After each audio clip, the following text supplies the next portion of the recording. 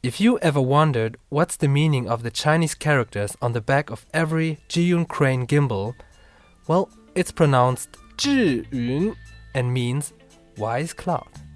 Now how about that? Today we're going to have a quick look at the build quality and some of the features of the Crane 2 gimbal. To start with, let's have a look at this fancy futuristic case.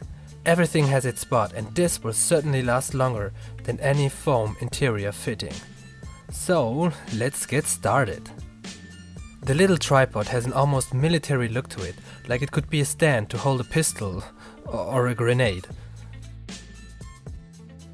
On the bottom of the gimbal, all we find is a 1/4 inch thread. Now the first thing you notice when you first hold the Crane 2 is just how thick the handle is. The Moser Air here on the left looks just like a toothpick right next to it. So what materials is it made of?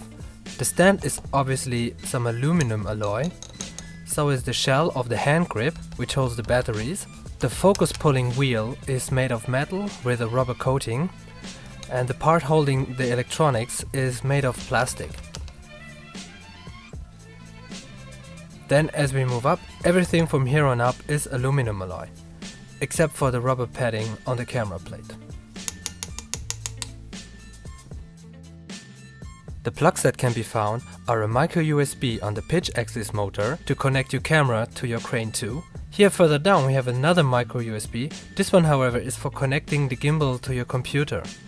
Next to that there is an 8-volt female coaxial power output, so you can power your camera with a battery dummy, for example.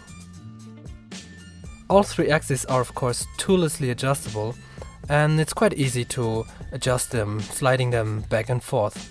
The battery holder, which is the reason why the handle is so thick, holds 3 pieces standard 18650 batteries, which can be found easily and are quite cheap. Instead of springs to hold the batteries in place, they use these spring-loaded brass knobs which have a very robust feel to it. With this sophisticated system, replacing the batteries is a most rewarding chore.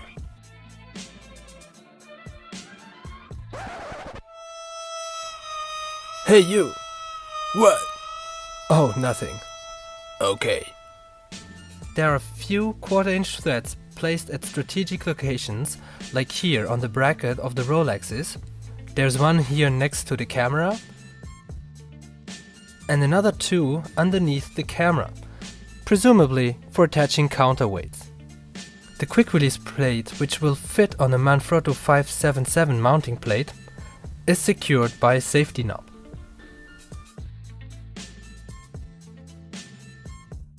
Alright, let's quickly balance the camera. First the pitch axis. And you know it's balanced when the camera remains in the position you put it. Next the roll axis.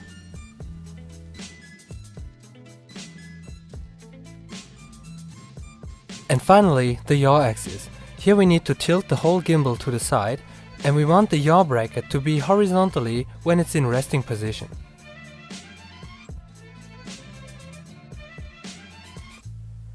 And here we have it perfectly. Next, let's have a look at the overall quality of the buttons and wheels on the Crane 2 gimbal. The joystick here slides smoothly into all 4 directions. It has a perfect resistance to it, just as you would expect it. Below the joystick you have the, I guess what they call the real-time preview wheel, which also has clickable buttons on all 4 sides, as well as a button in the center of the wheel. Now the big wheel for focus pulling and zoom functions feels just as sturdy as it looks. The rubber coat helps to prevent slipping, so one can confidently operate it.